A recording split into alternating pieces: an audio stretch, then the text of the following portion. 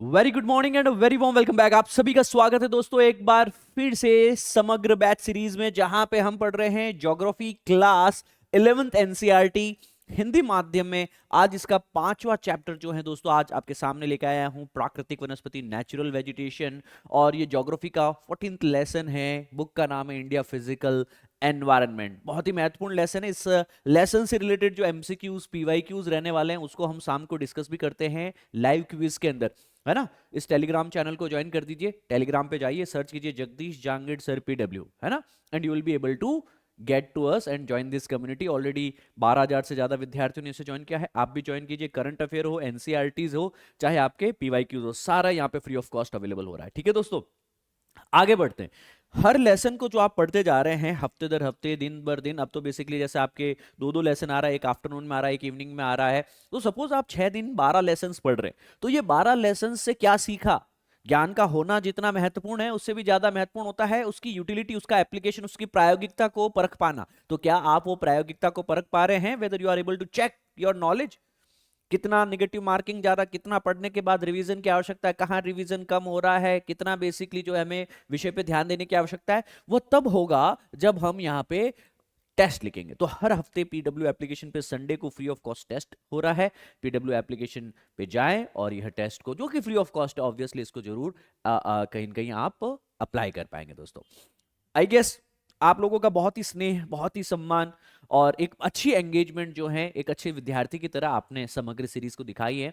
मैं सबसे पहले on behalf of the team और पर्सनली इन ज्योग्राफी लेसन्स के लिए जो आपने एक एंगेजमेंट दिखाया है, एक कहीं न कहीं सिंसियरिटी दिखाई है, उसके लिए आपका धन्यवाद ज्ञापित करना चाहूंगा। I am really thankful and grateful, आप लोगों के लिए कृतज्ञ हूँ, आपके स्नेह सम्मान के समक नतमस्तक हूँ। आई होप आपने जैसे गत वीडियोस में भी अपना स्नेह, अपना सम्मान और एक सिंसियरिटी दिखाई है, वही सिंसियरिटी आप इस वीडियो में भी दिखाएंगे। और वीडियो के अंत तक पूरा सिंसियरिटी के साथ में जो है पेन और पेपर लेकर के एकांत के अंदर विदाउट एनी डिस्टरबेंस वीडियो को एक गो में, सिंगल शॉट में खत्म करेंगे। आइए आगे बढ़ते हैं दोस्तों। हमारी एनसीईआरटी 11वीं, भारत का भौगोल भौतिक पर्यावरण, इंडिया फिजिकल एनवायरनमेंट, ठीक है ना, इसका 4 लेसन हो चुका है। आज हम इसका लेसन नंबर 5 पढ़ने की चेष्टा कर रहे हैं। हमारी कोशिश रहेगी कि सर हम इसको एनसीईआरटी और यूपीएससी और पीसीएस, है ना, एक तरीके से कोई भी कॉम्पिटिटिव एग्जाम आपको लिखना है तो नेचुरल वेजिटेशन क्या होता है, प्राकृतिक वनस्पति, तो इससे रिलेटेड जो समझ है वो आपकी बेहतर हो जाए, ताकि आप जब रेफरेंस बुक पढ़ें या फाउंडेशन की तैयारी करें तो कहीं न कहीं आपके पास में ऑलरेडी जो है उसके अल्फाबेट्स या फिर उसका मिर्च मसाला तैयार हो। चलिए दोस्तों, आज बेसिकली हमारा जो टॉपिक्स टू बी कवर्ड है उसकी सीरीज में हम लेसन को पहले इंट्रोड्यूस करेंगे।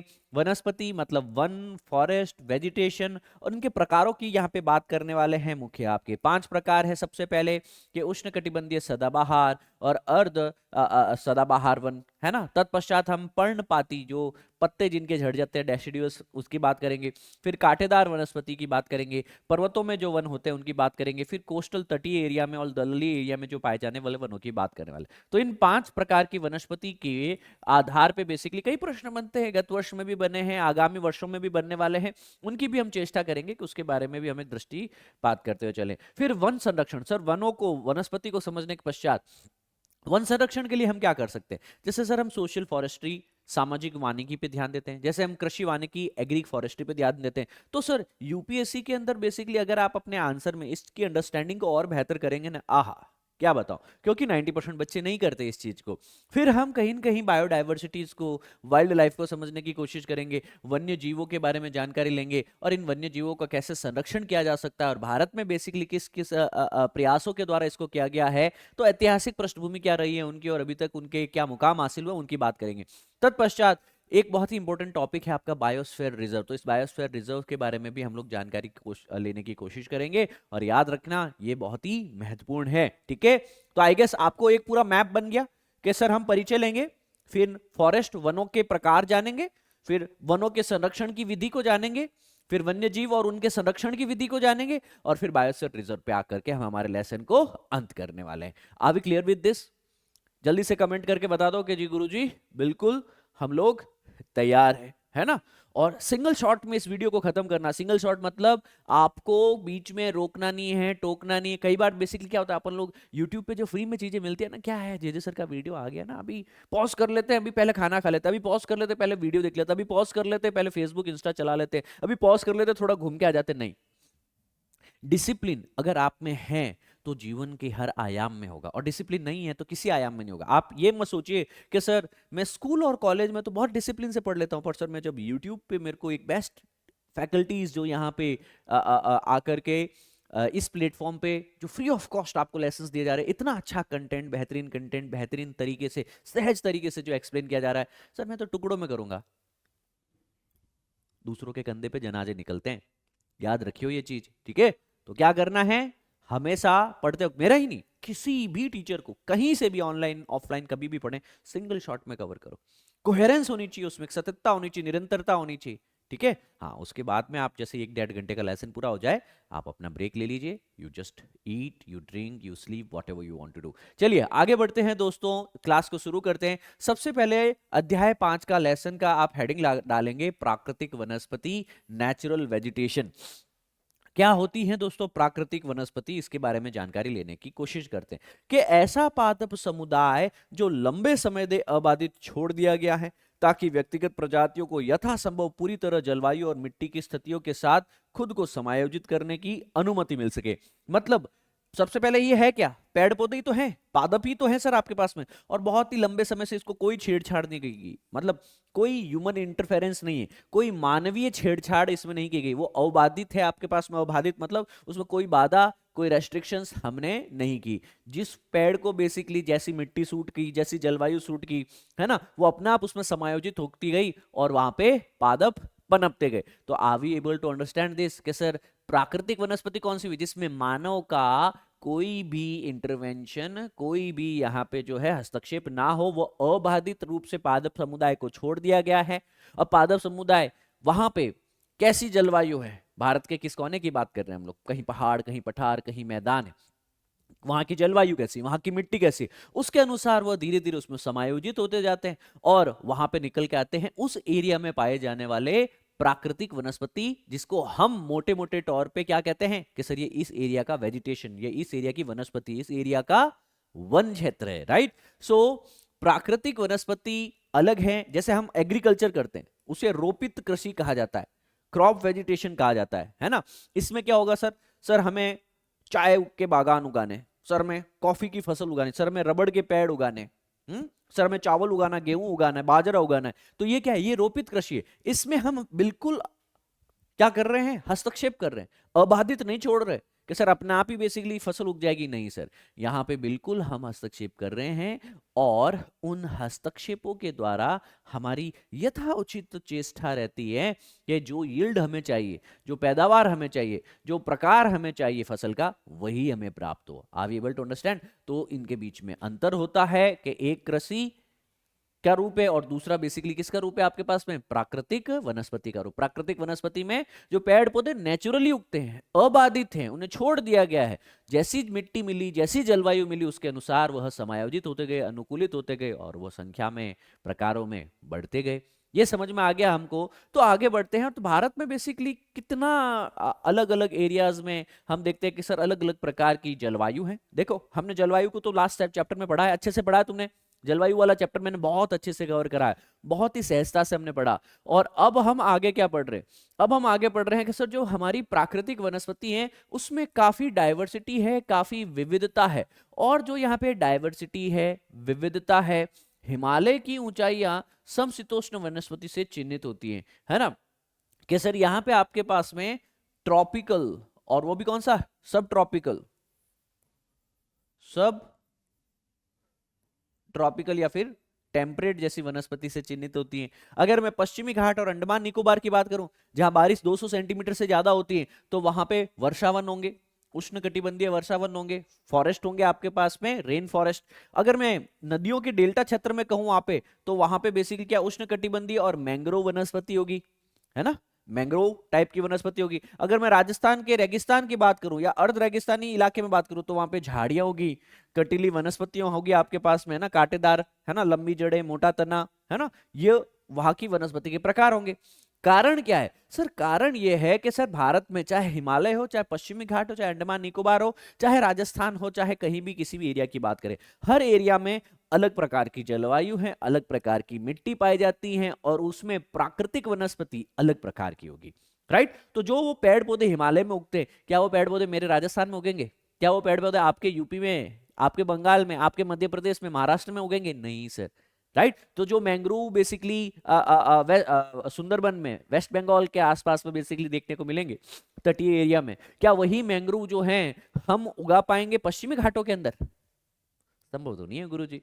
राइट? तो ये चीजें संभव क्यों नहीं है? क्योंकि सर हर प्राकृतिक वनस्पति वहां की जलवायु और वहां की मिट्टी, सॉइल टाइप पे डिपेंड करता है। उसी के आधार पे बेसिकली वहां की पिछले सैकड़ों, हजारों, लाखों वर्षों में वह वनस्पति जो है प्राकृतिक रूप से, अबाधिक रूप से समायोजित हो चुकी है जलवायु और मिट्टी के साथ में, और वो नए प्रकार में, नए एरिया में, अलग अलग विविध जलवायु के अंतर्गत विविध क्षेत्रों में, विविध प्रकार की मिट्टी में अलग अलग प्रकार की यहाँ पे वनस्पति हमको देखने को मिलेगी। तो दोस्तों हमारा भारत जो है, चाहे इसका मैं पहाड़ी भाग कह दूं, उत्तर पूर्वी भाग कह दूं, है ना, ये राजस्थान वाला, या फिर कॉन्टिनेंटल एरिया कह दूं, पश्चिमी घाट वाला एरिया कह दूं, या फिर आपके पास में जो मैदानी क्षेत्र कह दूं, इन एरियाज में अलग अलग अलग अलग प्रकार की जलवायु पाई जाएगी, अलग अलग मिट्टी पाई जाएगी। उसी के आधार पे अलग अलग प्रकार की यहाँ पे हमको देखने को मिलने वाली है वनस्पति भी। कुछ सामान्य विशेषताओं जैसे प्रमुख वनस्पति प्रकार और जलवायु क्षेत्र के आधार पर भारत के वनों को निम्नलिखित समूह में विभाजित किया जाता है। तो भारत में वन, तो अब बेसिकली जो है हम प्राकृतिक वनस्पति के लिए एक शब्द यूज कर रहे हैं, वन, फॉरेस्ट यूज कर रहे हैं। तो नेचुरल वेजिटेशन क्या चीज हुई? फॉरेस्ट। जितने भी वन हैं, जितने भी फॉरेस्ट है, वो नेचुरल वेजिटेशन है। क्या हम कभी वनों को उगा सकते हैं? सर कोशिश करके थोड़ा वृक्षारोपण कर सकते हैं ज्यादा से ज्यादा।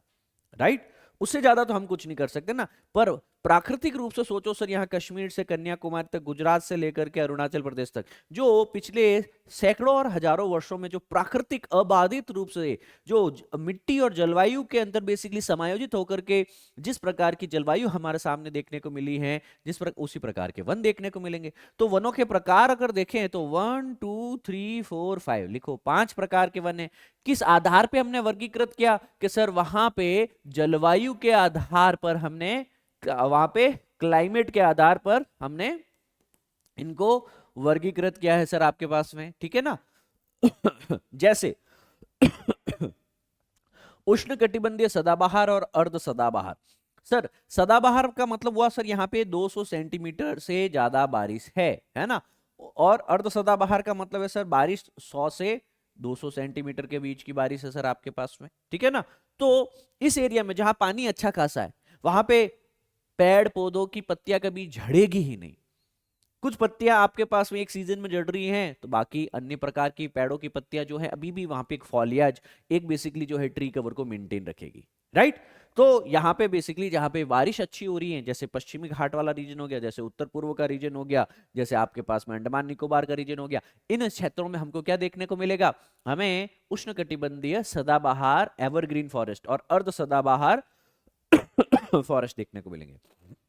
फिर ऑरेंज कलर देखो आपके पास में, ऑरेंज कलर मतलब ये भारत का ये वाला क्षेत्र जहां पे बारिश कुछ ज्यादा खास नहीं है सर, आपके 100 सेंटीमीटर से भी कम बारिश है। उष्णकटिबंधीय पर्णपाती वन।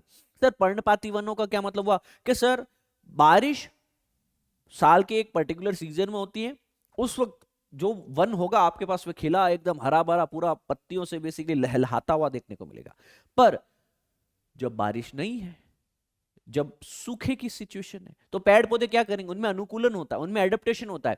वह पानी को स्टोरेज करने के लिए और पानी की कमी को, पानी की हानि को रोकने के लिए क्या करते हैं? पानी कहां से निकलता है? स्टोमेटा से, पत्तियों से निकलता है। वो पत्तियों को ही झाड़ देते, they shed their leaves। वो जब पत्तियां झड़ गई तो क्या होगा? पानी का हास नहीं होगा, पानी का लॉस नहीं होगा, और पेड़ पौधे सस्टेन कर पाएंगे जो भी अगला 2 4 6 महीने का सूखा स्पैन जो है, सूखा बेसिकली वहां पे जो 2 4 महीने का रहेगा उसको वो सहन कर पाएगा। राइट? तो यहाँ पे एक पर्टिकुलर टाइम में तो हरा भरा है, और एक टाइम पे बाद में पर्णपाती, जो पर्ण है, पत्तियां हैं, पाती मतलब दे विल बी शेडिंग, तो पत्तियां झड़ जाती हैं।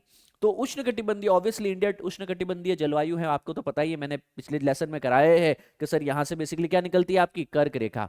कर्क रेखा के आसपास का एरिया बेसिकली क्या कहलाता है? आपका ट्रॉपिकल एरिया, और इंडिया में कैसे ट्रॉपिकल मॉनसून क्लाइमेट है। पूरी क्लास पढ़ी थी, अच्छे से पढ़ा था, आप लोगों ने कमेंट भी किया था। मेरे को बहुत खुशी होती है जब आप लोग बहुत ही अच्छे से चीजों को समझ पाते हैं। पता है एक टीचर के लिए सबसे अच्छी खुशी कौन सी होती है, एक पेरेंट्स के लिए अच्छी खुशी कौन सी होती है, कि उनको उन्होंने बेसिकली तुम्हारा हाथ में एक कलम और कॉपी दे दी, तुम्हारा हाथ में एक फोन दे दिया, तुम्हारा हाथ में एक कंप्यूटर दे दिया, तुम्हारा हाथ में एक स्कूल का या कॉलेज का एडमिशन दे दिया, तुम पे विश्वास जता दिया, तुम्हारी ट्यूशन और स्कूल की फीस दे दी, तुम्हारे कपड़ों का जूतों का जो भी खर्चा है वो वहन कर रहे हैं, तुम्हारे इतने नखरे उठा रहे।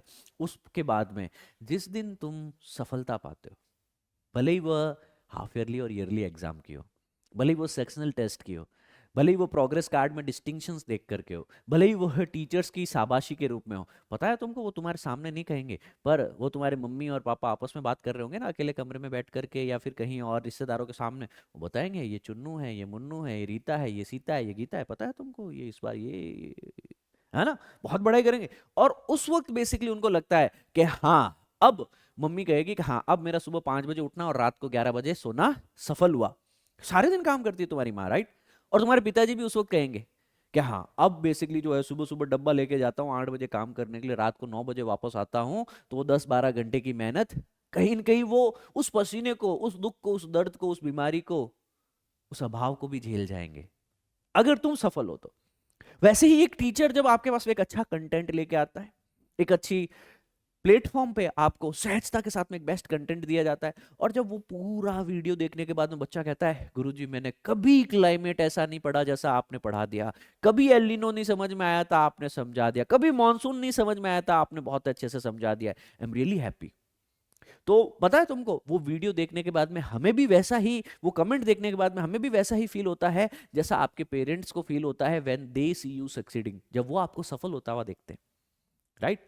सो आप पूरी शिद्दत से पढ़िए, और मैं बताता हूं जो ईमानदारी से पढ़ता है ना, भगवान उसके साथ है, ईश्वर उसके साथ है, गॉड उसके साथ है, खुदा उसके साथ है। और वो प्रकृति जिसके साथ है ना दोस्तों, जो नेचर उसके साथ में हो गया ना, ये दुनिया उसके साथ में हो गई ना, कोई नहीं रोक सकता सर।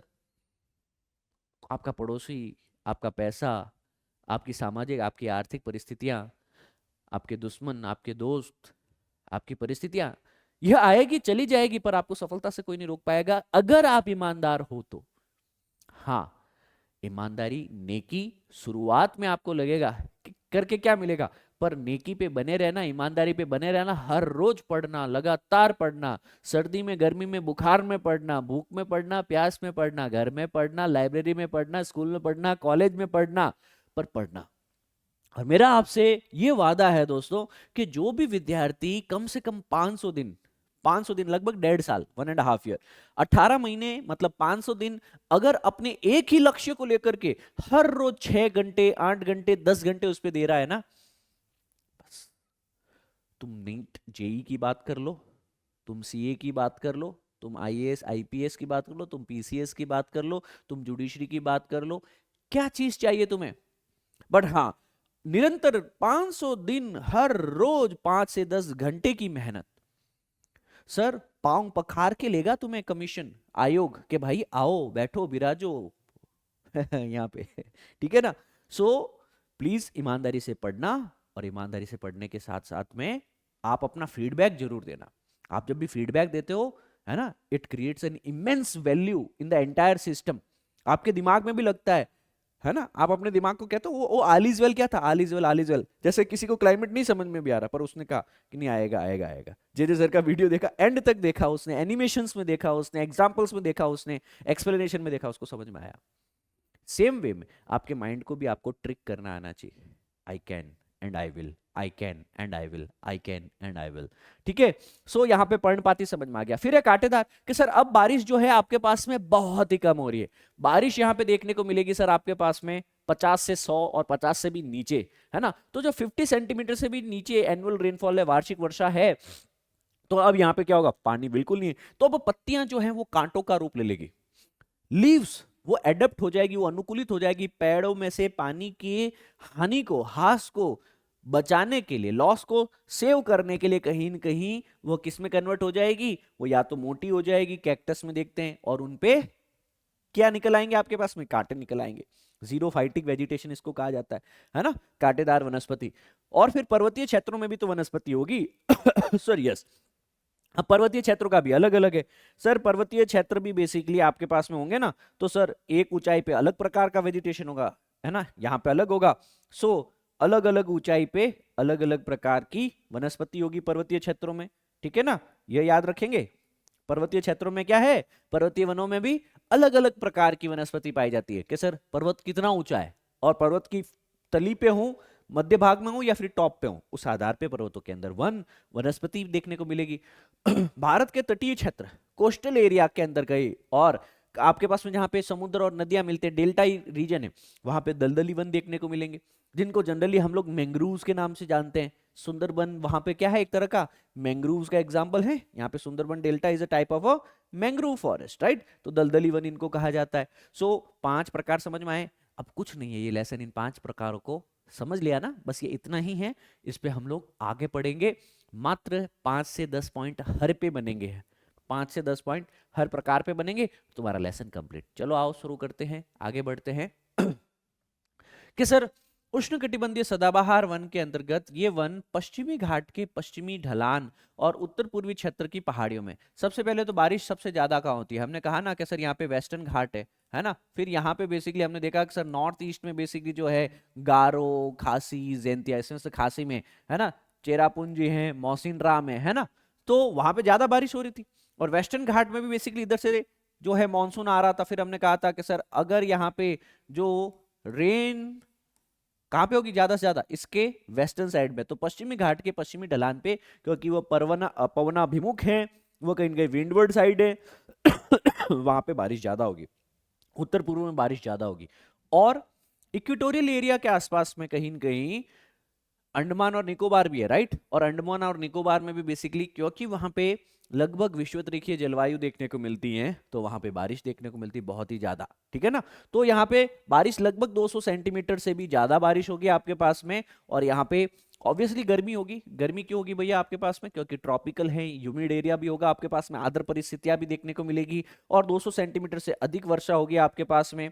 तापमान 22 डिग्री से ज्यादा होगा। 22 डिग्री से ज्यादा क्यों, गर्मी बहुत होगी सर आपके पास में, ह्यूमिडिटी बहुत ज्यादा होगी सर इस एरिया के अंतर्गत। तो आप ये देखिए कि एक तो सर ये पश्चिमी घाट वाला क्षेत्र, एक ये नॉर्थ ईस्ट वाला क्षेत्र, और एक ये अंडमान निकोबार, इन 3 क्षेत्रों में बेसिकली हमें उष्णकटिबंधीय सदाबहार, और सदाबहार का क्या मतलब, वो एवरग्रीन, हमेशा हरा दिखने वाला, हमेशा ग्रीन कलर में दिखने वाले पेड़ पौधे आपको यहाँ पे देखने को मिलेंगे। मतलब यहाँ पे अलग अलग प्रकार की वनस्पति देखने को मिलेगी। थोड़ा सा मैं समझा देता हूं आपको इसके आधार पे भी, ताकि चीजों को समझने में और बेहतरी हो पाए विद्यार्थियों को, राइट। अब देखिएगा, जनरली हम लोग को क्या देखने को मिलता है कि सर ये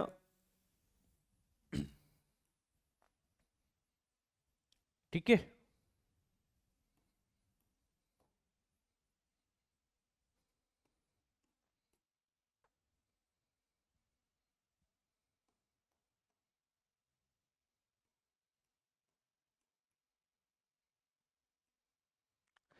तो यहां पे आप देख रहे हैं कि सर ये अलग अलग पेड़ पौधे हैं, ओके गुरुजी।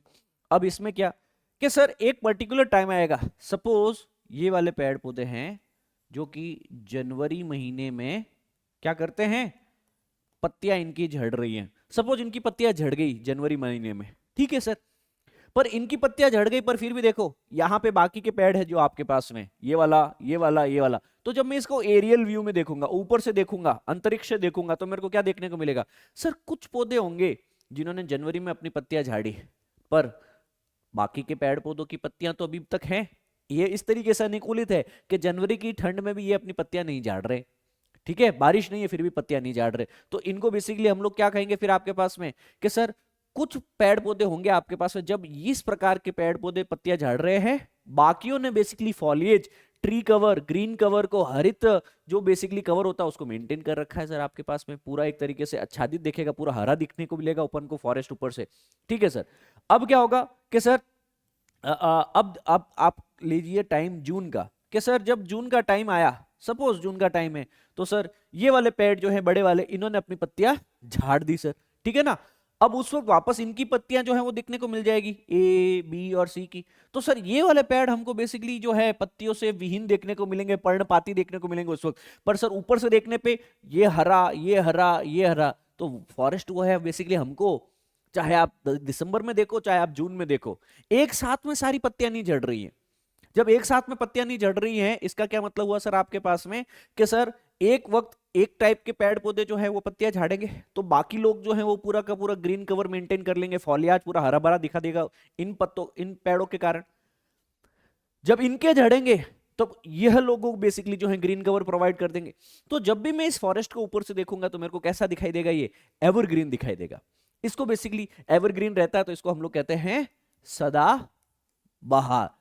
और सदाबहार में बेसिकली क्या होगा, सब एक साथ पत्ते नहीं झाड़ते, सब एक साथ जो अलग अलग ट्री वैरायटीज है, अलग अलग जो है यहाँ पे वेजिटेशन है, वनस्पति है, उनमें कई अन्य अलग प्रकार होंगे। तो यहाँ के सदाबहार वनस्पति में सारे पेड़ एक साथ पत्तियां नहीं झाड़ते, कुछ पेड़ झाड़ेंगे तब अन्य पेड़ जो है वो ग्रीन फॉलिएज को, हरित कवर को बनाए रखेंगे, सदाबहार दिखेगा। अब सर इसी की जगह बेसिकली हम लोग दूसरा ले लेते हैं जिसको हम पर्णपाती कहें, डेसिडियस कहें। उसमें क्या होगा गुरुजी कि सर यहाँ पे ये जो पेड़ है आपके पास में लगभग सारे के सारे हम लोग कहते हैं कि सर जून जुलाई अगस्त में बारिश का टाइम है, तब तक ये बेसिकली मस्त रहेंगे।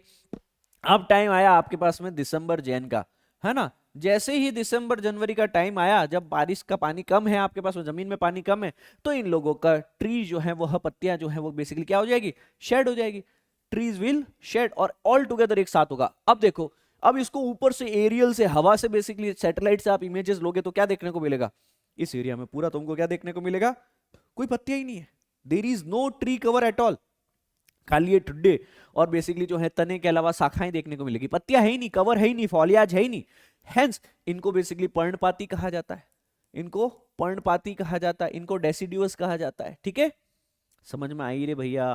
तो डेसिडियस कौन से हुए, जो एक साथ, पर्णपाती कौन से हुए, जो एक साथ अपनी पत्तियों को, अपने पर्ण को बेसिकली जो है शेड कर देते हैं, पत्तियों को झाड़ देते हैं। तो साल में एक पर्टिकुलर सीजन आएगा जब यह पूरा एक तरीके से जो है वीरान जंगल सा नजर आएगा आपके पास में, आर पार देख पाओगे, इतना घनत्व, इतना सघन, इतना डेंस फॉरेस्ट नहीं दिखेगा, क्योंकि जब पत्ते ही नहीं है तो आर पार ही दिखेगा सारा कुछ, हाँ या ना। तो ये हो गया पर्णपाती, ये क्लियर हो गया सर आपको।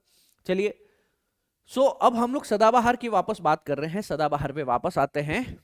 अब सदाबहार जो होंगे ये स्तरीकृत होते हैं। स्तरीकृत का क्या मतलब हुआ आपके पास में कि सर सपोज सर ये एक बड़ा सा पेड़ है, ये छोटे पेड़ है, ये अलग प्रकार का पेड़ है, ये अलग हाइट का पेड़ है, तो कुछ इस हाइट के पेड़ पौधे मिलेंगे, कुछ इस हाइट के पेड़ पौधे मिलेंगे, कुछ इस हाइट के पेड़ पौधे मिलेंगे। इसके कारण क्या होगा सर आपके पास में, इनकी परतें जमीन के करीब और झाड़ियां और लताओं से ढकी रहती हैं, है ना। अब इनके कारण क्या होगा आपके पास में, संरचित पेड़ों के बाद विभिन्न प्रकार के ऊंचे पेड़ होते हैं, तो इनमें पेड़ 60 मीटर या उससे भी अधिक ऊंचाई तक पहुंच जाते हैं। सर 1 मीटर ये होता है, मेरा हाथ देखो, ये पेन कहाँ है और मेरा हाथ ये कंधा यहाँ पे, ठीक है ना, this is 1 metre, this is 1 metre, ठीक है ना, 60 मीटर तक की ऊंचाई पहुंच जाती है इनकी, है ना।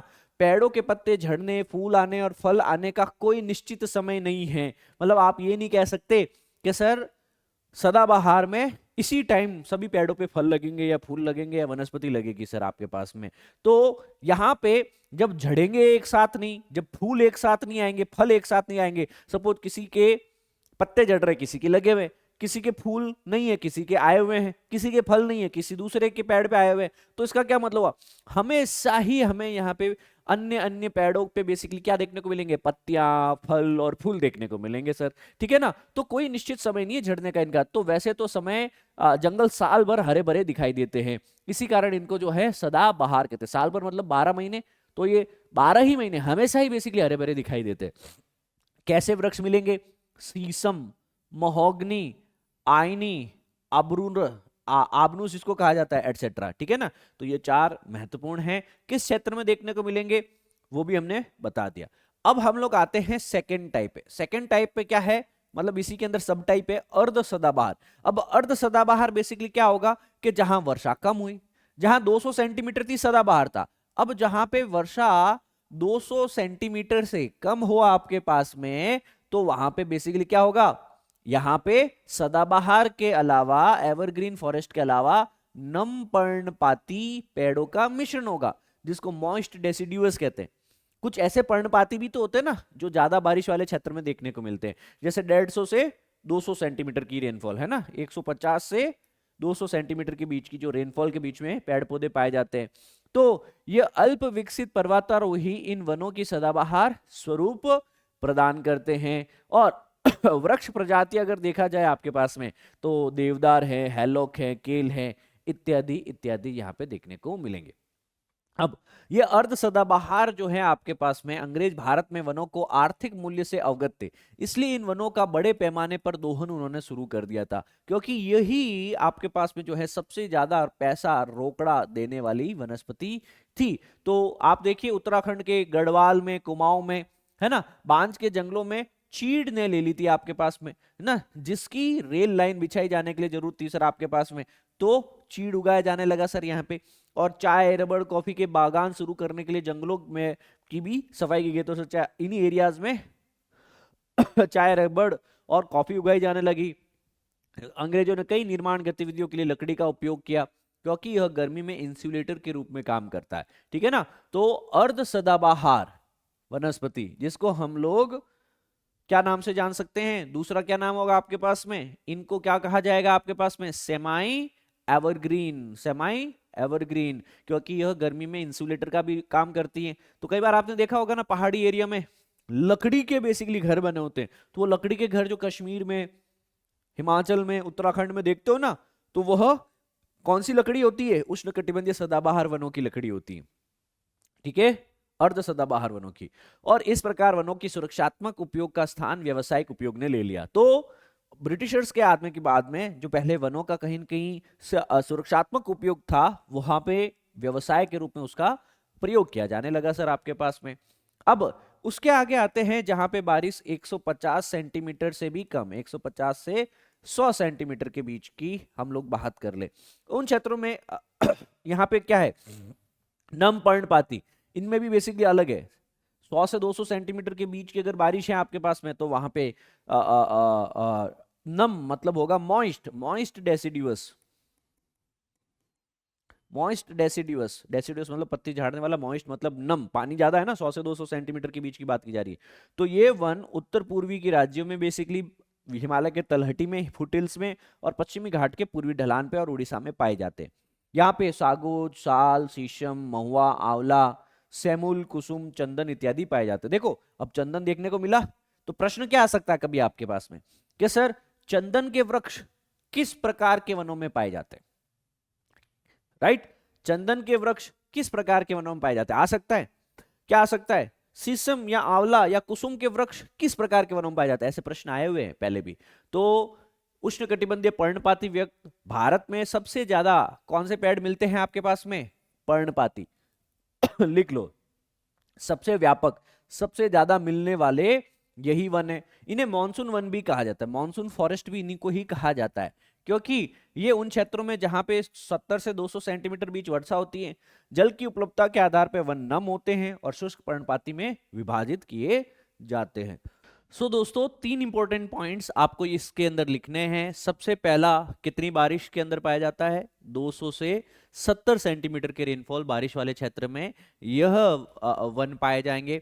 भारत में सबसे ज्यादा व्यापक, सबसे ज्यादा फैले हुए कौन से वन हैं, तो आप लिखेंगे उष्णकटिबंधीय पर्णपाती या ट्रॉपिकल डेसिडुअस हैं। मॉनसून वर्षा पर निर्भर करते हैं, राइट, क्योंकि जब बारिश नहीं है तो पत्तियां झाड़ देंगे, जब बारिश है तब पत्तियां रहेगी, हरे भरे रहेंगे, ठीक है। इन्हें मॉनसून के ऊपर आधारित भी माना जाता है, तो मॉनसून वन भी कहा जाता है सर आपके पास में। आगे वापस देखो सर, आपके पास में ये जो पैरामीटर है ना 70 से 200, ये बहुत ही लंबा चौड़ा पैरामीटर है। मतलब अब इसमें क्या होगा, कहीं पे 70 सेंटीमीटर बारिश हो रही है तो कहीं 200 भी बारिश हो रही है, मतलब कहीं ज्यादा पानी है, आर्द्र है, मॉइस्ट है, तो कहीं 70 सेंटीमीटर, मतलब कहीं कहीं थोड़ी सी ड्राई कंडीशन है, शुष्क परिस्थितियां है। तो अगेन वापस जो है आपके पास में जल की उपलब्धता के आधार पर इन पर्णपाती वनों को 2 भागों में बांटा गया, जहां ज्यादा बारिश है नम, मॉइस्ट, आर्द्र, जहां कम बारिश है शुष्क पर्णपाती वन, राइट। यहां तक ये क्लियर हो गया सर आपके पास में। सो आपको ये पता होना चाहिए कि भारत में डेसिडुअस फॉरेस्ट सबसे ज्यादा, देखो ये लाइट ग्रीन जो है आपके पास में सबसे ज्यादा बेसिकली ये देखने को मिल रहा है ना। और जहां बारिश ज्यादा होगी वहां मॉइस्ट डेसिडुअस होंगे, जहां बारिश कम होगी वहां पे ड्राई डेसिडुअस देखने को मिलेंगे। चलिए सर आगे बढ़ते हैं। हम पहले पढ़ते हैं कि सर इन्हीं डेसिडुअस या पर्णपाती वनों में ऐसा एरिया जो जहां पे बारिश कम देखने को मिले, where there is less rainfall. तो सर कम बारिश वाला एरिया लगभग 70 से 100 सेंटीमीटर के बीच की बारिश होगी सर आपके पास में। तो यहाँ पे आप देखने की कोशिश करेंगे कि सर यहाँ पे नम पर्णपाती पौधे कहीं भी मिलेंगे, उसके आसपास वाले क्षेत्र में जहां कम बारिश होती है वहां पे शुष्क पर्णपाती वन मिलेंगे आपके पास में। यहाँ पे कांटेदार जंगल देखने को मिलेंगे आपके पास में, ड्राई सूखे किनारे देखने को मिलेंगे। तो इन प्रायद्वीपीय ये वन प्रायद्वीपीय में वर्षा वाले क्षेत्रों के और उत्तर प्रदेश और बिहार के मैदानी इलाकों में भी पाए जाते हैं। अब शुष्क पर्णपाती वन के ऊपर ही बेसिकली जो है अगला पॉइंट आपके पास में देखा जाए तो यहाँ पे जंगलों में खुले विस्तार के साथ कहीं कहीं पार्कलैंड दृश्य देखने को मिलेगा। तो यहाँ पे पार्कलैंड का क्या मतलब हुआ सर आपके पास में? सर पार्कलैंड का ये मतलब हुआ कि घास के टुकड़ों के साथ सागौन और अन्य पेड़ बेसिकली जैसे आम के पेड़, ये इसको पार्कलैंड टोपोग्राफी कहा जाता है। क्या सर आपके पास में नीचे का एरिया एकदम जो है आपके पास में खाली देखने को मिलेगा और ऊपर छोटे छोटे कंटीली झाड़ियों के रूप में बेसिकली अन्य पेड़ पौधे देखने को मिलेंगे। तो शुष्क मौसम जैसे भी ड्राई कंडीशन शुरू होती हैं तो ये पेड़ अपने पत्ते पूरी तरह से गिरा देते हैं और जंगल एक विशाल घास के मैदान की तरह दिखाई देता है, जिसमें चारों ओर बेसिकली जो है नंगे पेड़ होते हैं। नंगे पेड़ क्यों बोला सर? अब देखो इनके ऊपर कोई पत्ती दिखाई दे रहे हैं आपके पास? लगभग सारे पत्ते इन्होंने झाड़ दिए हैं सर आपके पास में, राइट। पर्णपाती तो कौन कौन से वृक्ष होंगे? जैसे तेंदुलीव, पलास, अमलतास, बेल, धूरा, है ना, इत्यादि। ये बेसिकली सारे ड्राई डेसिडुअस या शुष्क पर्णपाती वन है आपके पास में, है ना। अब इसके आगे आते हैं आपके पास में उष्णकटिबंधीय कांटेदार वन। सर अगर बारिश 50 सेंटीमीटर से भी कम है ना, तो उन क्षेत्रों में हमें यहाँ पे उष्णकटिबंधीय कांटेदार वन देखने को मिलेंगे। तो यहाँ पे दक्षिण पश्चिमी पंजाब, हरियाणा, राजस्थान, गुजरात, एमपी, यूपी में भी कई एरियाज हैं जहां बारिश 50 सेंटीमीटर से भी कम होती है। इन्हें अर्ध शुष्क क्षेत्र के नाम से भी जाना जाता है ना। और यहाँ पे जो पौधे होंगे वो वर्ष के अधिकांश भाग मतलब 8 महीने 9 महीने तक बेसिकली वो पत्ते रहित रहेंगे, मतलब पत्ते नहीं रहेंगे। कुछ समय थोड़ी बहुत बारिश होगी उस वक्त बेसिकली यहाँ पे पत्ते आ जाएंगे उसके ऊपर, बाकी टाइम बेसिकली झाड़ीदार वनस्पति के रूप में यहाँ पे देखने को मिलेगा। और यहाँ पे मात्र जमीन पे घास और आसपास में सूखी झाड़ियां देखने को मिलेगी। कौन कौन से वृक्ष है? जैसे बबूल, बेर, जंगल में खजूर और जंगली खजूर, खैर, नीम, खेजड़ी, पलास एटसेट्रा। टकोसी घास बेसिकली यहाँ पे जो है उसके अंडरग्रोथ के रूप में 2 मीटर तक की ऊंचाई के रूप में बेसिकली ये बढ़ जाती है। तो टकोसी घास यहाँ पे देखने को, टसोकी घास यहाँ पे देखने को मिलेगी आपके पास में। तो यहाँ पे आते हुए हमने थॉर्नी फॉरेस्ट भी जान लिया कि सर पंजाब, हरियाणा, राजस्थान, गुजरात, मध्य प्रदेश और प्रायद्वीपीय भारत का कुछ छोटा सा भाग जहां पे कम बारिश होती है वहां पे ट्रॉपिकल थॉर्नी फॉरेस्ट होते हैं, वहां पे उष्णकटिबंधीय कांटेदार वन होते हैं 50 सेंटीमीटर से भी कम वर्षा वाले क्षेत्र में। तत्पश्चात आते हैं पर्वतीय वन। अब पर्वतीय वन जो है आपके पास में वो दो तरह के, एक है आपके पास में भारत के अंदर ही देखा जाए तो पर्वत कहाँ है? एक तो सर उत्तर पूर्व में पर्वत है, दूसरा पर्वत देखने को मिलेगा आपको हिमालय वाले क्षेत्र में जो कि आपके इस पश्चिम में। तो सर एक तो पूर्वी है और एक है पश्चिमी। तो सर हम इनको विभाजित करते हैं कि पर्वतीय वनों को दो प्रकार विभाजित वर्गीकृत किया जाता है, उत्तरी पर्वतीय और दक्षिणी पर्वतीय प्रदेश, है ना। तो सर उत्तर में तो बेसिकली ये आ गए आपके पास में हिमालयास जो है आपके पास में और नॉर्थ ईस्ट वाले, और फिर साउथ में भी देख लो विंध्यास, सतपुरा, पश्चिमी घाट, है ना, ईस्टर्न घाट एटसेट्रा एटसेट्रा। तो हम यहाँ पे उत्तरी और दक्षिणी पर्वतीय वन के रूप में इसको बांट सकते हैं। तो जैसे जैसे यहाँ पे पर्वतों की ऊंचाई बढ़ेगी तो क्या तापमान में कमी होती है? बिल्कुल सर। लैप्स रेट पता है ना आपको, तापमान पतन दर के सर जैसे जैसे मैं पर्वतों में ऊंचाई के ऊपर जाता हूं वैसे वैसे तापमान कम होता जाता है। दर क्या है कि सर 1 किलोमीटर की ऊंचाई पे 0.5 डिग्री सेल्सियस तापमान गिर जाता है, या फिर 165 मीटर की ऊंचाई पे 1 डिग्री सेल्सियस तापमान गिर जाता है। तो ऊंचाई के साथ में जो है तापमान कम होता जाता है आपके पास में। चलो सर, तो यहाँ पे टेम्परेचर एक कहीं न कहीं महत्वपूर्ण कारक रहने वाला है वेजिटेशन वनस्पति के अंदर परिवर्तन के लिए। तो हिमालय पर्वत में कहीं न कहीं उष्णकटिबंधीय मतलब ट्रॉपिकल से लेकर के टुंड्रा तक की वनस्पति का क्रम देखने को मिलेगा। मतलब अलग अलग ऊंचाई पे अलग अलग तापमान होगा और उसके कारण हमको कहीं ट्रॉपिकल भी देखने को मिलेगा तो कहीं टुंड्रा जो बर्फ के एरिया में, जो बर्फ आच्छादित हिम आच्छादित क्षेत्र में देखने को मिलती है, वह वनस्पति भी ऊंचाई के क्रम में देखने को मिलेगी सर आपके पास में। अगर हम देखें भारत में जो माउंटेन वनस्पति है वह आपके पास में उत्तर के पर्वतों और दक्षिण के पर्वतों दोनों में देखी जा सकती हैं। तो यहाँ पे अगर हम आगे बढ़े तो उत्तर के पर्वतीय वनों की अगर हम बात करें तो नॉर्थ में बेसिकली पर्वतीय वन जो हैं वह हिमालय के तलहटी में पाए जाएंगे।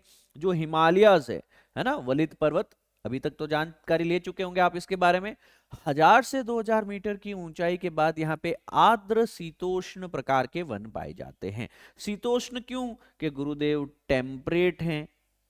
टेम्परेट क्यों? कर्क रेखा के ऊपर हैं, है ना, और कर्क रेखा के 23.5 डिग्री उत्तरी अक्षांश के ऊपर होने के कारण उत्तरी पर्वतीय जो हिमालयन आपके पास में पर्वतीय वन होंगे, है ना, उनको आर्द्र शीतोष्ण कहा जाएगा। आर्द्र क्यों, मॉइस्ट क्यों? क्योंकि सर बारिश अच्छी खासी है, रेनफॉल अच्छा खासा है, और यहाँ पे कर्क रेखा के उत्तर में है।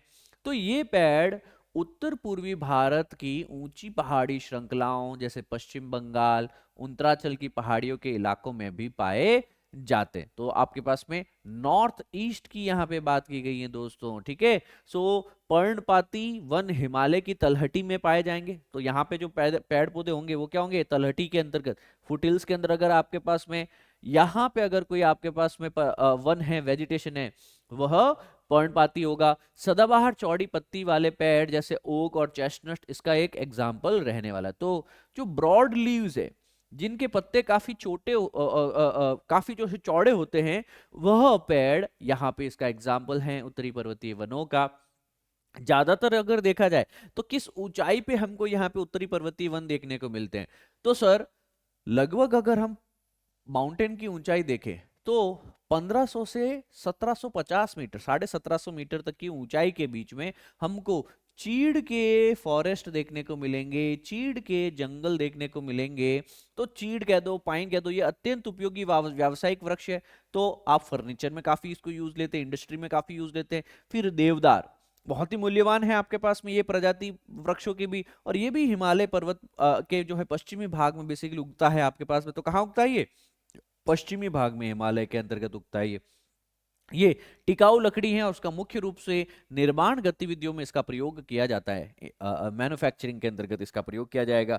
तो चिनार, अखरोट जो प्रसिद्ध कश्मीर के हस्तशिल्प को कायम रखते हैं आपके पास में, इस क्षेत्र में से बेसिकली ये सारे संबंध रखते हैं। तो कौन कौन से हो गए पर्वतीय वन के एग्जाम्पल? देखो, चीड़, देवदार है, फिर चिनार, अखरोट एटसेट्रा। अब ऊंचाई और बढ़ा लो, अब आप बढ़ा लो आपके पास में ज्यादा ऊंचाई। अब सर आप बात करोगे, you will be talking of this region, है ना, जहां पे ऊंचाई लगभग 2200 से लेकर के 3000 मीटर के आसपास की बात की जा रही है ना। तो यहाँ पे आपको ब्लू पाइन और स्प्रूस के पेड़ दिखाई देंगे, राइट। यहाँ पे कई कई जगह पेड़ नहीं होंगे, तो वहां टेम्परेट ग्रासलैंड, शीतोष्ण ग्रास, घास के मैदान दिखाए जाएंगे। अब आप इससे भी ऊपर चले जाएंगे 3000 से 4000 मीटर, 3000 से 4000 मीटर तक, तो आपको यहाँ पे एल्पाइन जंगल मिलेंगे। चारागाहों में बेसिकली यहाँ पे जो है ग्रासलैंड्स हैं, उसमें बेसिकली कहीं न कहीं आगे यह मिल जाएंगे नीचे जाकर के। तो यहाँ पे कौन कौन से बेसिकली पेड़ मिलेंगे आपको? Silver, fir, juniper, pine, birch, rhododendron आदि। तो चारागाहों का उपयोग, जो यहाँ पे ग्रासलैंड्स होंगे, है ना, घास के मैदान होंगे, उनका उपयोग गुजर और बकरवालों के द्वारा, भोटिया के द्वारा, गद्दी जैसी जनजातियों के द्वारा पारगमन के लिए बड़े पैमाने पर होता है। इसका क्या मतलब गुरुजी? इसका ये मतलब हुआ मेरे दोस्तों कि जो ये पहाड़ियां हैं, सर्दियों के टाइम तो बेसिकली क्या है, ऊपर बेसिकली क्या है आपके पास में, इस टोटल एरिया के अंदर क्या है, आइस कवर्ड रहती है, स्नो कवर्ड रहती है आपके पास में, है ना। पर जैसे ही गर्मियां आती है तो, और यहाँ पे नीचे घाटी होता है आपके पास में, वैली होता है, क्या होता है, वैली होता है। तो जो भी भेड़ बकरी हैं, जो कैटल्स हैं, वो जो मवेशी है, वो नीचे ही चरते हैं, वो नीचे ही रहते हैं। और इनको पशु पालने वाले जो भी जनजातियां हैं, जो व्यक्ति विशेष है, वो भी बेसिकली नीचे ही रहते हैं, वो घाटी में रहते हैं। अब क्या होगा आपके पास में कि जैसे ही गर्मी का सीजन आया, गर्मी के सीजन में बेसिकली यहाँ पे पाए जाने वाली बर्फ जो है वो पिघल जाएगी, है ना, वो आइस क्या हो जाएगी, पिघल जाएगी। और जैसे ही आइस पिघलती है, हमको यहाँ पे घास के मैदान दिखाई देते हैं। यहाँ पे क्या देखने को मिलेंगे आपको? टेम्परेट, शीतोष्ण, ग्रासलैंड, घास के मैदान। तो शीतोष्ण कटिबंधीय घास के मैदान दिखाई देंगे। और इन शीतोष्ण कटिबंधीय अब यहाँ पे घास है, तो ये लोग क्या करेंगे फिर? जो जनजातियां यहाँ वैली में देखने को मिल रही हैं, घाटी में जो भी जनजातियां देखने को मिल रही है, गुजर, बकलवाल, भोटिया वगैरह एटसेट्रा, यह अपने मवेशियों के साथ में, बेसिकली जो है ट्रांस ह्यूमेंस करेंगे, जिसको बेसिकली सीजनल माइग्रेशन भी कहा जाता है, जिसको कहीं न कहीं ऋतुगत जो है प्रवासन भी कहा जाता है। तो ट्रांस ह्यूमेंस का यह एक एग्जाम्पल है आपके पास में कि सर सर्दियों में तो ऊपर बर्फ थी तो आप घाटी में रह रहे थे, पर गर्मियों में बेसिकली जब बर्फ पिघल गई, घास के मैदान वहां पे विकसित हो गए, तो आप अपने भेड़ बकरियों को लेकर के उनको चराने, उनको ग्रेजिंग के लिए बेसिकली जो है इन घास के मैदानों का प्रयोग करते हैं, राइट। तो इन चारागाहों का उपयोग कौन कौन सी जनजातियां, कौन कौन से ट्राइबल्स करते हैं? गुजर्स, बकरवाल, भोटिया, गद्दी, यह जनजातियां करती हैं सर आपके पास में। पर इनको बेसिकली क्या कहा जाता है? पारगमन ट्रांसह्यूमेंस के नाम से जाना जाता है इसको, ठीक है सर। और उत्तरी पर्वतीय वनों की हम लोग दोस्तों बात करते हैं, नॉर्दर्न माउंटेन फॉरेस्ट। अब नॉर्दर्न माउंटेन फॉरेस्ट के अंदर अधिक ऊंचाई पर कई और लाइकेन टुंड्रा वनस्पति पाए जाते हैं। अब आप पहुंच गए हैं सर बहुत ही ज्यादा एक्सट्रीम हाइट पे।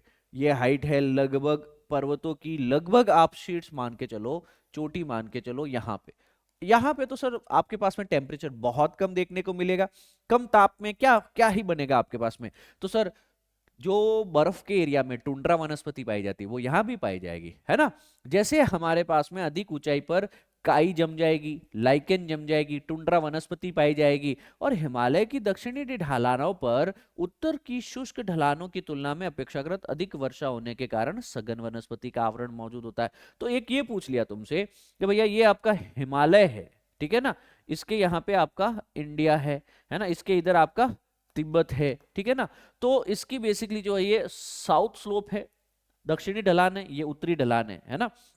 ये है नॉर्थ स्लोप और ये है साउथ स्लोप। यहाँ पे ज्यादा वर्षा कहाँ होगी? भारत की तरफ से आने वाली जो मॉइस्चर है, जो विंड है, वो पवने हैं मानसून वाली, वो यहाँ हिमालय की दक्षिणी ढलान पे बेसिकली क्या करेगी? वर्षा करेगी। There will be more rainfall over here, और यहाँ रेनफॉल होने के कारण क्या होगा सर? यहाँ पे अच्छी खासी वनस्पति पैदा होगी, यस और नो? तो हिमालय की दक्षिणी ढलानों पे उत्तर की ओर से ज्यादा बेसिकली वर्षा होती है, अधिक वर्षा के कारण सघन वनस्पति यहाँ पे देखने को मिलती हैं। सो उत्तर की ओर शुष्क ढलानों की तुलना में दक्षिणी ढलानों पर उत्तर की शुष्क ढलानों की तुलना में अपेक्षाकृत अधिक वर्षा होती है और सघन वनस्पति देखने को मिलेगी। चलो, अब इसी साथ हमने हिमालय के अंदर पाए जाने वाला मतलब उत्तरी पर्वतीय नॉर्दर्न माउंटेन फॉरेस्ट की जानकारी ली। आगे बढ़ते हुए हम लोग सदर्न माउंटेनियस फॉरेस्ट की जानकारी लेना शुरू करते हैं। और दक्षिणी एरिया में पाए जाने वाले जो पर्वतीय वन है, मतलब इस क्षेत्र के अंतर्गत, राइट, इस क्षेत्र के अंतर्गत, तो यहाँ पे 3 अलग अलग क्षेत्र में पाए जाते हैं। एक है वेस्टर्न घाट, पश्चिमी घाट, एक है विंध्या, एक है नीलगिरी। देखो, पश्चिमी घाट, विंध्या, और यहाँ पे अंत में है नीलगिरी, ये वाला, ठीक है ना। तो इन 3 क्षेत्रों में बेसिकली हमारे दक्षिणी भारत में भी पर्वतीय वन पाए जाते हैं। क्योंकि वे उष्णकटिबंध के करीब है, समुद्र तल से केवल 1500 मीटर की ऊंचाई पे हैं, तो यहाँ पे वनस्पति समशीतोष्ण होगी आपके पास में। और पश्चिमी घाट के निचले क्षेत्रों में उपोष्ण कटिबंधीय है आपके पास में, ठीक है ना। उपोष्ण कटिबंधीय होगा आपके पास में, जिसको हम लोग कहते हैं सब ट्रॉपिकल एरिया, खासकर केरल, तमिलनाडु और कर्नाटका वाले एरिया के अंदर। नीलगिरी, अन्नामलाई और पलानी की पहाड़ियों में समशीतोष्ण वनों का 16 वन कहा जाता है। तो ये वाला एरिया आ गया 16 फॉरेस्ट। क्या होता है 16 फॉरेस्ट, जिनको हम टेम्परेट फॉरेस्ट भी कहते हैं। यह है सर आपके पास में नीलगिरी, अन्नामलाई और पलानी की हिल्स में पाए जाने वाले वनों को 16 फॉरेस्ट कहते हैं। तो ये प्रश्न आ सकता है कि 16 वन कहाँ पाए जाते हैं, ठीक है, तो आप बताएंगे स्थान विशेष से किन पहाड़ियों में होते हैं। तो ये आर्थिक महत्व में इन वनों के अंदर बेसिकली जो है मैग्नोलिया, लॉरेल, सिनकोना और वेटल शामिल है। तो ये वन सतपुड़ा और मैकाल पर्वतमाला में भी पाए जाते हैं। कहाँ है सतपुड़ा और मैकाल? ये रहा विंध्या के नीचे सतपुड़ा, और यहाँ पे ही बेसिकली मैकाल भी आपको मैप में देखने को मिलेगा। Right, are we clear with this? So यहां तक बेसिकली हमने जानकारी ले ली कि सर साउथ में जो पर्वतीय वन है वो किस किस माउंटेन्स में है, किस किस नाम से जाने जाता है, कौन कौन से वनस्पति वहां पे देखने को मिलेगी।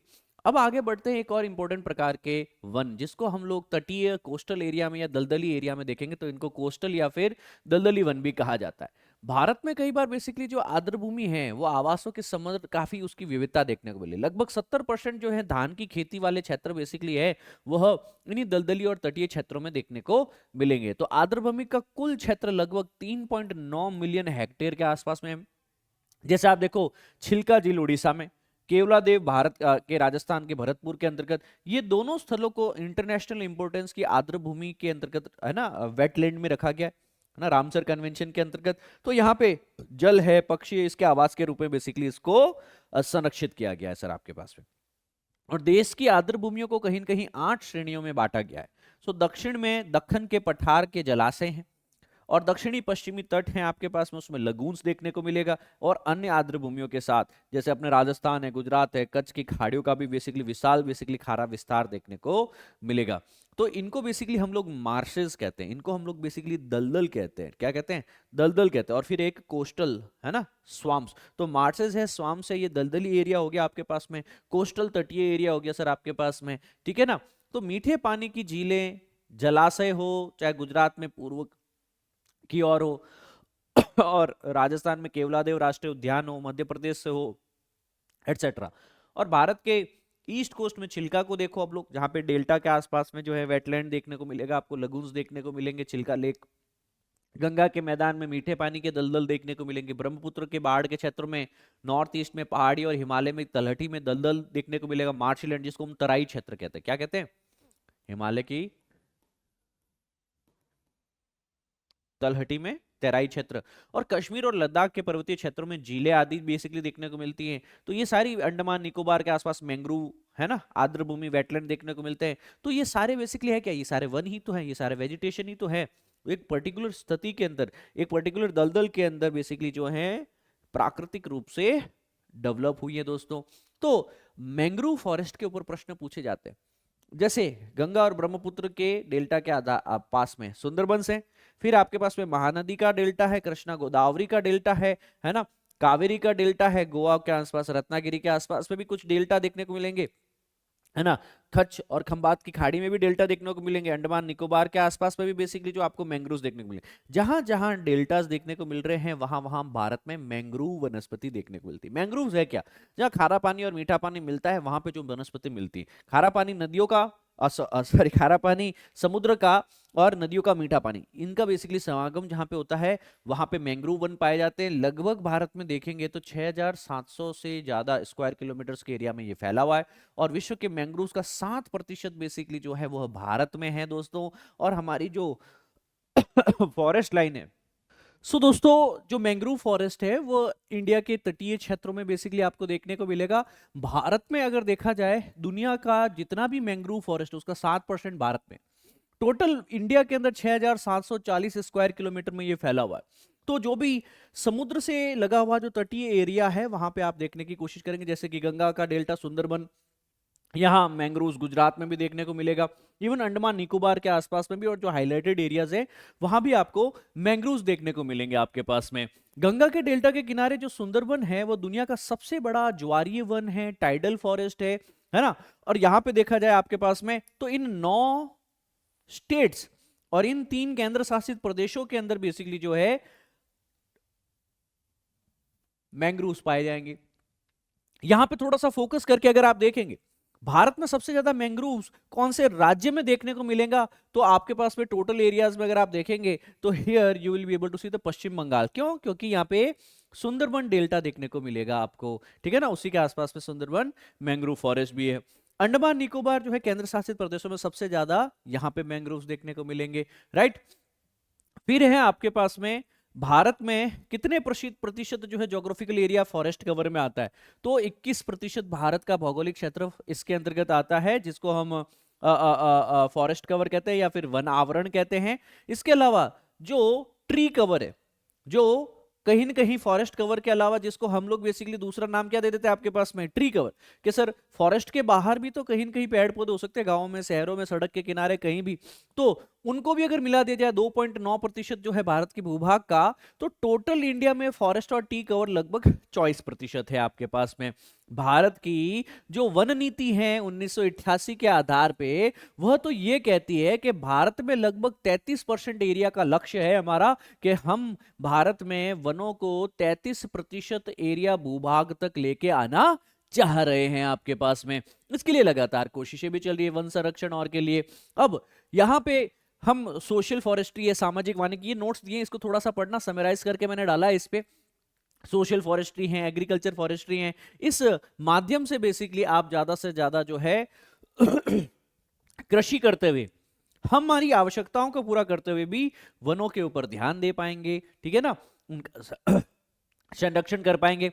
और वन्य जीव को प्रोटेक्शन करने के लिए भी बेसिकली जो है हमने उत्तरोत्तर बेसिकली कई वन्य जीव अधिनियम 1972 बेसिकली बनाए, जिसमें अलग अलग अनुसूची और स्केड्यूल्स में बेसिकली जो है हमने जो भी लुप्त प्राय हो, जो भी बेसिकली एंडेंजर्ड हो, जिनको खतरा हो, ऐसे जातियों को, प्रजातियों को बेसिकली लिस्ट कर रखा है, और उनका कोई शिकार नहीं कर सकता वगैरह वगैरह। तो आप बेसिकली यहाँ पे इनके जो स्केड्यूल होते हैं ना, सूची अनुसूची होती है, स्केड्यूल 1 2 3 4, इसको गूगल करके थोड़ा सा देखने की कोशिश करिएगा, बहुत ही अच्छे से बेसिकली इस पे प्रश्न भी आपको करवाए जाएंगे।